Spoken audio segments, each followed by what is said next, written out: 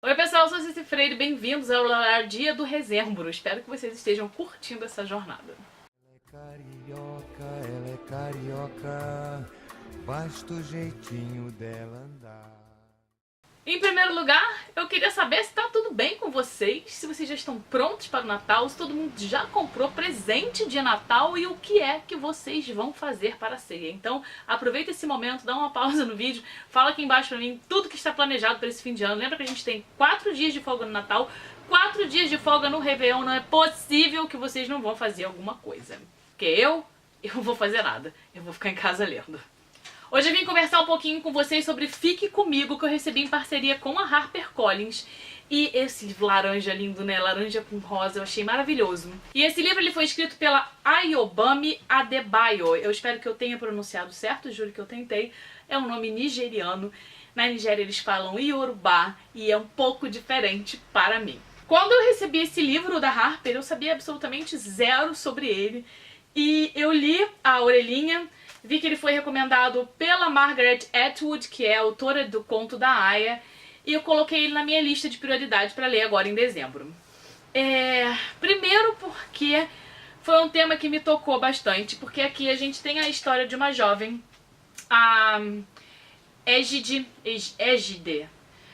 São os nomes nigerianos que pra gente acaba sendo meio complicado. Como não tem como eu buscar no Google como é que fala nem nada, eu acho que não tem, se tiver vocês podem me corrigir.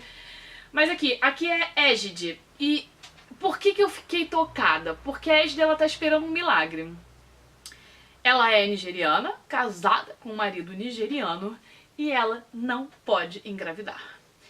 Por ela não poder engravidar, o marido dela tem direito a ter uma segunda esposa, uma terceira esposa. Quantas esposas a família dele e ele acharem necessárias. Oi, me identifiquei, né? Porque eu não sei se vocês sabem, mas eu nunca pude engravidar. E eu fiquei imaginando a situação de uma mulher casada, que tem a casa dela, se sentindo um pedaço de nada que não serve pra nada, porque não pode dar um filho pro marido. Eu, graças a Deus, não precisei passar por isso. Deus olhou por mim, o universo olhou por mim, e tá aí Gabriela, que já veio pra mim pronta com 12 anos. Tudo pode mudar, tudo pode passar, Gabriela fica. Enfim, eu comecei o livro com isso em mente, que a gente tem uma protagonista que é estéril, está presa num casamento onde ela ama demais o marido, e o marido tem que receber uma segunda esposa em casa, porque ele tem a obrigação de gerar filhos. E assim que eu comecei a ler o livro, eu tive vários choques culturais. Tipo, a primeira cena, os pais dele, a família dele, né? Porque a família foi toda pra casa dela pra falar, tipo, que ela tinha que ser uma boa esposa, que ela tinha que engravidar, que ela tinha que não sei o quê. E enquanto ele estava sentado, anotando tudo que a família falava, porque ele é o único da família que sabe ler e escrever, ela tá de joelho no chão. Então, se a família ficar lá 3 horas falando, a protagonista fica 3 horas de joelho no chão, esperando acontecer qualquer coisa, com os joelhos doendo, com as pernas dormentes, e ela acha isso normal, porque é normal dentro da cultura deles. Tá, esse foi meu primeiro choque cultural, porque assim, é muito diferente, a gente sabe que é muito diferente, a gente sabe que as coisas na África são muito diferentes.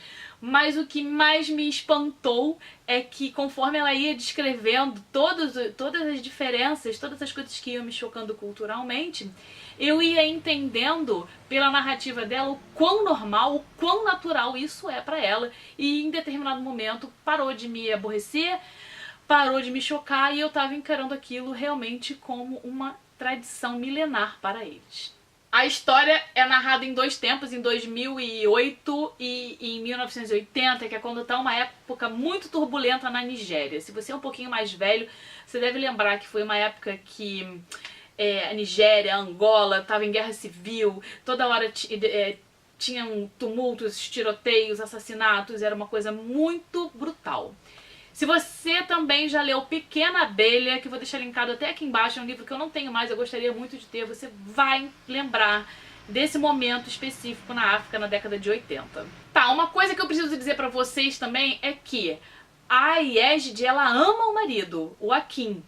E ele, apesar de ter aceitado essa segunda esposa, ele é completamente apaixonado pela Égide. E ele só aceitou essa segunda esposa para preservar a Yesde. Você vai achar que eu tô louca, mas se você ler o livro, você vai ver que faz todo sentido. O que eu posso dizer pra vocês desse livro sem estragar nada dele, porque ele tem várias reviravoltas, vários plot twists que você, tipo, toma na cara e faz, uau, o que que aconteceu?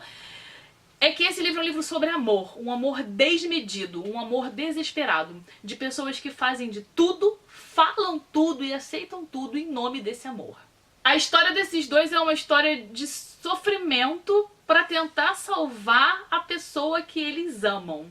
E quem já leu esse livro vai concordar comigo que eles estão ali fazendo escolhas e aceitando situações em prol desse amor que eles têm um pelo outro. Pode parecer complicado para você, pode parecer irracional para mim, mas para eles, dentro da situação, fazia todo sentido. Eu fiz várias marcações aqui, inclusive tem uma que eu vou falar com vocês agora, porque tem zero spoiler e é sobre educação, sobre o acesso à educação, sobre a cultura deles, que a Yesde, ela tem um salão de beleza e numa conversa entre as clientes dela no salão, uma das moças fala que a filha dela está estudando, que ela quer ir para a faculdade. E todo mundo acha engraçado, ri, e o comentário que rola é que, tipo, essa daí vai engravidar rápido porque a sua filha é muito bonita para estudar. Do tipo, a mulher é muito bonita, então ela vai chamar a atenção dos homens, dos soldados que sejam, e ela pode ser estuprada ou ela pode ser obrigada a casar, ela vai ter filhos e acabou o direito de estudar, porque ela é muito bonita, ela não pode estudar. E o diálogo é aqui, ó. Por que está rindo? Qual que é a graça? Ah, aquela sua filha de pele clara, você não vê? Ela já está ficando muito bonita. Acha que os rapazes vão deixá-la em paz? E a Bolu ficou em pé ao meu lado com as mãos na cintura. Só porque Bolu é bonita ela não pode ler? Não pode ir para a universidade? Tia Sádia sorriu para o espelho. Espere só até os seios dela ficarem como laranjas maduras e todos os homens que a virem começarem a ficar rígidos como soldados. Em pouco tempo, ela estará grávida. Aí, então você vai entender o que eu estou dizendo. Não a minha filha. Ela vai para a faculdade. Aí a protagonista olha para essa tia Sádia, que aliás depois eu vou falar sobre isso, e olha para a mãe da menina que vai para a universidade e fala assim, ó: não há nada que impeça uma menina bonita de se debruçar sobre os livros.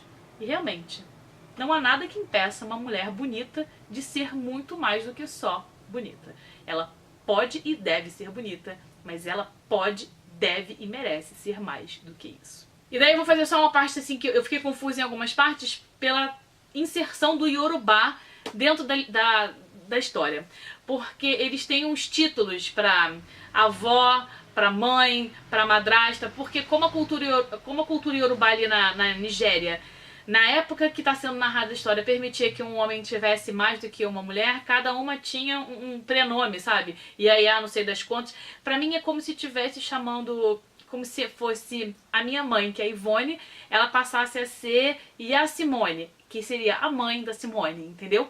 Foi isso que eu entendi aqui. Depois eu vou até dar uma pesquisada pra ver se eu entendi correto. Eu comecei a ler esse livro ontem. Não, gente, olha só, eu não sei que dia esse vídeo vai ao ar, mas digamos, eu comecei a ler esse livro ontem, mostrei no Instagram, e hoje eu terminei ele. Porque, não é porque eu tô à toa não, tá? Porque eu tenho muita coisa pra fazer. Mas como eu durmo muito tarde, e esse era um livro de parceria que eu queria terminar logo, ele é fácil, ele tá sendo esse mesmo estilo de Fraude Legítima, ele é pequeno, tem 235 páginas, a diagramação tá ótima, ele é dividido em 4 partes e narrado daquela forma que eu falei pra vocês. Um pouco em 2008, e um pouco em 1980, por aí a história vai desenrolando. Nós temos o ponto de vista da protagonista e o ponto de vista do marido dela, que é muito, muito interessante. Se preparem para fortes plot twists e fortes emoções. E é um livro que eu dei 5 estrelas agora no Scooby, porque eu terminei o livro pensando assim, caraca, jovem, né? Essa menina, não sei nem quantos essa menina tem. Ela nasceu em 88. Gente, você já sabe a história da matemática. Em 88, 98, 2008, ela tem 30 anos. É nova. Então, tipo, ela tem muito pra produzir ainda. Eu espero ler bastante coisa escrita por ela, porque ela conseguiu me cativar e me levar até a Nigéria, sendo que eu nunca tive grande curiosidade de pesquisa sobre o país e nem nunca fui à Nigéria. Inclusive, quando eu falei lá atrás que o marido dela era o único que sabia ler da família, não é porque a família é pobre, é porque é cultural. Ele é o único que sabe ler. Então ele já tem uma casa de 2 andares, ele já trabalha no escritório, acho que é de advocacia. Ela tem uma condição boa porque ela resolveu abrir um salão, ela investiu. Então eles não são pobres. Eles têm a cultura de que os mais velhos não sabem ler e escrever. Eles têm aquela cultura de comer purê de inhame com peixe. Então passa a sensação de que eles são pobres, mas eu acredito que dentro da comunidade na Nigéria, em 80, eles tinham uma condição social até bem razoável. Se você sabe um pouco mais sobre a Nigéria e esse período do que eu, por favor, não deixe de falar comigo aqui embaixo para saber se eu conseguir acompanhar direito a narrativa dela e essas conclusões que eu cheguei em relação à sociedade, etc e tal. Quando eles descrevem o golpe e quando a Nigéria começa a ser tomada pela milícia e pelos assaltantes, também é uma parte muito interessante que muitos de nós não conhecemos. Então, além de ser um romance com um drama muito bom, ele tem um ponto histórico que vai atiçar a sua curiosidade. Se você já leu Fique Comigo, não deixa de falar comigo aqui embaixo, me fala o que você achou. E se você não leu ainda, eu vou deixar aqui embaixo o link para compra. Usando o link é todo aquele blá blá blá que você já sabe. Também essa semana, ou até o final do ano, vai sair uma foto no Instagram com essas quotes que eu separei e também uma resenha no Revelando Sentimentos. Então fica ligado, não perde. O link do Revelando Sentimentos também está aqui embaixo. É lá que eu posto todas as minhas resenhas escritas. Porque eu tenho preguiça de ter um blog só pra mim e eu prefiro que a Natália faça o serviço pesado. Eu vou ficando por aqui extremamente incomodada com essa blusa de manga cotó, mas eu volto amanhã com mais um vídeo do Rezembro. Um beijo bem grande pra vocês. Tchau, tchau.